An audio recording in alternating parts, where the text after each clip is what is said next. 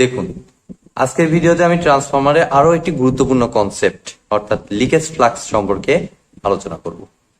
তো ভিডিওটি শুরু করার আগে আমি বলবো, যারা আমার চ্যানেলে একদম নতুন তারা আমার প্লে লিস্ট থেকে ট্রান্সফরমারের আগের 3টি ভিডিও একটু দেখে আসুন। বেসিক 3টি ভিডিও। প্রথমটি ছিল ট্রান্সফরমার কিভাবে কাজ করে, পরের ভিডিওতে আমি আলোচনা করেছি হিস্টেরেসিস লস কি, তারপরের ভিডিওতে আমি আলোচনা করেছি এডি কারেন্ট লস কি। সেই ভিডিওগুলো একটু দেখে আসুন, তাহলে আপনাদের বুঝতে সুবিধা হবে। আর এর আগেও কিন্তু আমি মেশিনের অন্য কনসেপ্ট গুলো যেমন DC generator, DC motor, induction motor এগুলো সম্পর্কে অনেকগুলো ভিডিও দিয়েছি। আপনারা আমার প্লে লিস্টে গেলেই সেই ভিডিওগুলো পাবেন।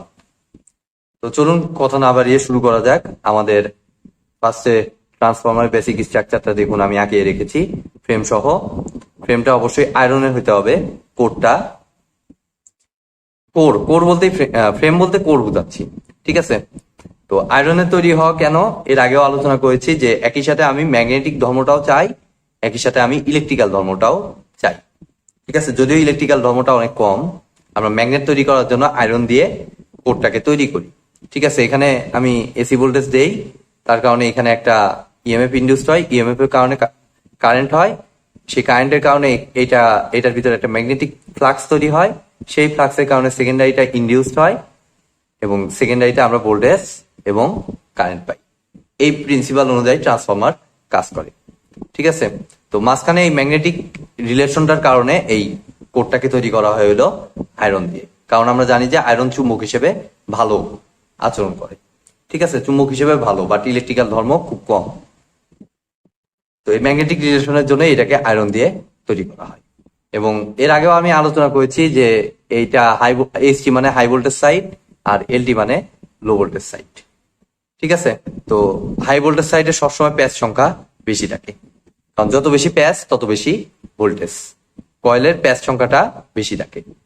আর এলডি সাইডে প্যাচ সংখ্যাটা পরিমাণে কম থাকে, কারণ এলডি মানে হচ্ছে লো ভোল্টেজ সাইড।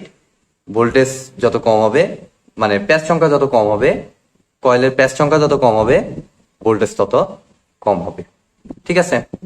আর কারেন্ট হচ্ছে হাই ভোল্টেজ সাইডে কারেন্টটা কম হয় এবং লো ভোল্টেজ সাইডে কারেন্টটা বেশি হয়, ঠিক আছে? তার কারণ হচ্ছে এই প্রাইমারি সাইড আর সেকেন্ডারি সাইডে পাওয়ারটাকে আমাদের সেম রাখতে হয় ট্রান্সফরমারের ক্ষেত্রে। তো সেম রাখতে হলে দেখুন, এখানে ভোল্টেজ বেশি, তাহলে সেম পাওয়ার রাখতে হলে কারেন্টটাকে কমাইতে হবে। আর এখানে ভোল্টেজ কম, তাহলে সেম পাওয়ার রাখতে হলে আমার কারেন্টটাকে বাড়াইতে হবে। আর বেশি কারেন্ট যাতে তারটাকে পুড়িয়ে না ফেলতে পারে, সেই জন্য এলডি সাইডের তারটাকে একটু মোটা রাখতে হয়। সবসময় এলডি সাইডের তার ট্রান্সফরমারের ক্ষেত্রে এইচটি সাইডের তুলনায় মোটা হয়, ঠিক আছে? এইচটি সাইডের তারটা চিকন হয়। তো এটা হচ্ছে একেবারে ট্রান্সফরমার বেসিক যে কথাগুলো সেগুলো। এখন আসলে এই লিকেজ ফ্লাক্সটা কি জিনিস, এটা আমাদের বুঝতে হবে। তো আবার শুরুতে চলে যাচ্ছি, আমি ভোল্টেজ দিলাম প্রাইমারিতে, ভোল্টেজের কারণে কয়েলের অ্যাক্রসে ইএমএফ ইনডিউসড হবে। আর ইএমএফ এর সাথে আমরা জানি যে flux directly proportional to EMF. আমি লিখতেছি হিসাবে সুবিধার্থে, EMF E is proportional to phi. আচ্ছা, উল্টো করে লিখি আমি, ফাই যেহেতু পরে আনবো, phi is proportional to E, সমস্যা নাই এটা। অর্থাৎ এই ভোল্টেজ যত বেশি হবে, ফ্লাক্সের পরিমাণ তত বেশি হবে। তো একটা ফ্লাক্স তো আমরা দেখতেই পাচ্ছি, এখানে আসলে একটা লাইন নাই, এখানে অসংখ্য লাইন আছে, ঠিক আছে? এদিকে আরো লাইন আছে, আমি জাস্ট জটিলতা এড়ানোর জন্য একটা লাইন হিসেবে দেখাইছি, অসংখ্য লাইন।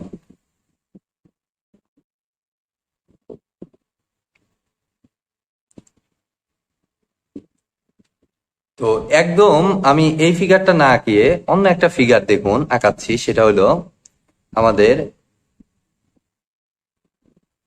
দুইটা চুম্বক মনে করুন, এটা নর্থ পোল, এটা মনে করুন সাউথ পোল, এইরকম লাইক। তো আমাদের চুম্বক বলরেখা যেটা কারণে আমাদের ফ্লাক্স হয়, সেটা আমার কি হয় যে নর্থ পোল থেকে বের হয়, সাউথ পোলে গিয়ে এন্টার হয়, লাইক এরকম, ঠিক আছে?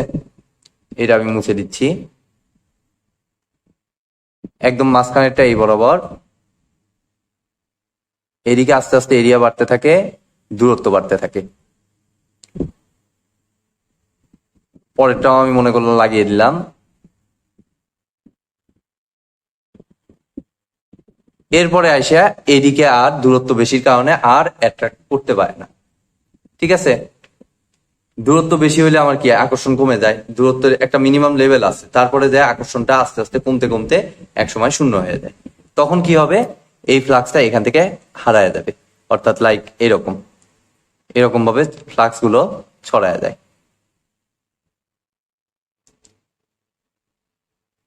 একইভাবে এখানে সাউথ পোলে কিছু ফ্লাক্স এরকম ঢুকতে থাকে এই সিস্টেমে। এটা আমরা এইচএসসি থেকে এইরকম ফিগারের সাথে পরিচিত।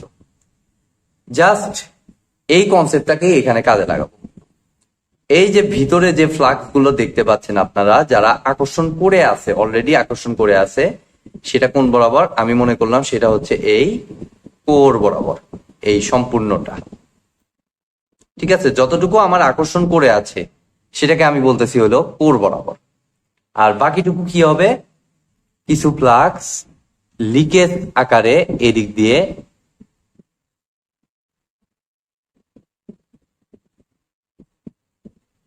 এদিক দিয়ে থাকবে।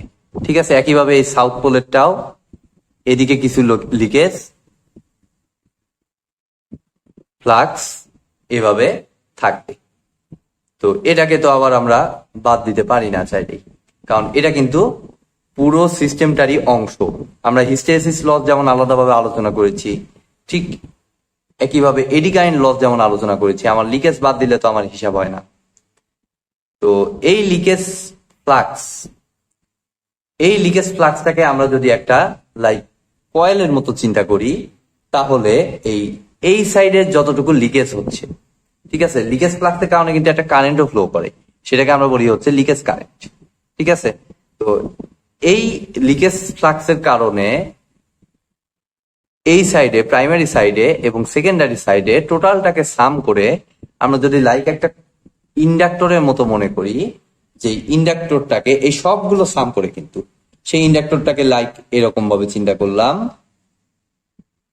এবং তার ইন্ডাক্টর যেটা সেটাকে আমরা মনে করলাম, ইন্ডাক্টেন্স যেটা সেটাকে আমরা মনে করলাম এক্সএল।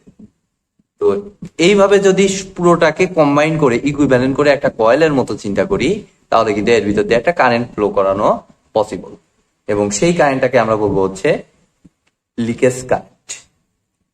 তো এটা হচ্ছে আমার বেসিক্যালি লিকেজ ফ্লাক্সের কারণে এরকম একটা জিনিস কিন্তু আমাদের ট্রান্সফরমারের ইকুইভ্যালেন্ট সার্কিটে উল্লেখ করা লাগবে। এক্সেল তো না, এটাকে বলে এক্সএম মনে হয়, আচ্ছা থাক, এক্সেলই থাক। ঠিক আছে, তো এটাই হচ্ছে আমাদের লিকেজ ফ্লাক্স, ঠিক এটার মতো। এইখানে যেমন, এইখানে লিকেজ বলতে এইটুকু অংশকে বলতে পারি আমি এই ফ্রেমের ভিতরকার অংশ, আর যেগুলো হারায়া যাচ্ছে, এই যে হারায়া যাচ্ছে যেগুলা, সেগুলোকে আমরা বলবো হচ্ছে লিকেজ। অর্থাৎ এই 1 2 3 4 5 6 7 8 এই 8টা লাইনকে আমি বলবো হচ্ছে লিকেজ ফ্লাক্স। ঠিক আছে, তো আজকের মতো ভিডিওটি এ পর্যন্তই। ভিডিওটি যদি ভালো লেগে থাকে অবশ্যই ভিডিওতে একটি লাইক দিবেন, বন্ধুদের সাথে বেশি বেশি শেয়ার করবেন, আর চ্যানেলে নতুন হয়ে থাকলে অবশ্যই চ্যানেলটি সাবস্ক্রাইব করবেন। ধন্যবাদ।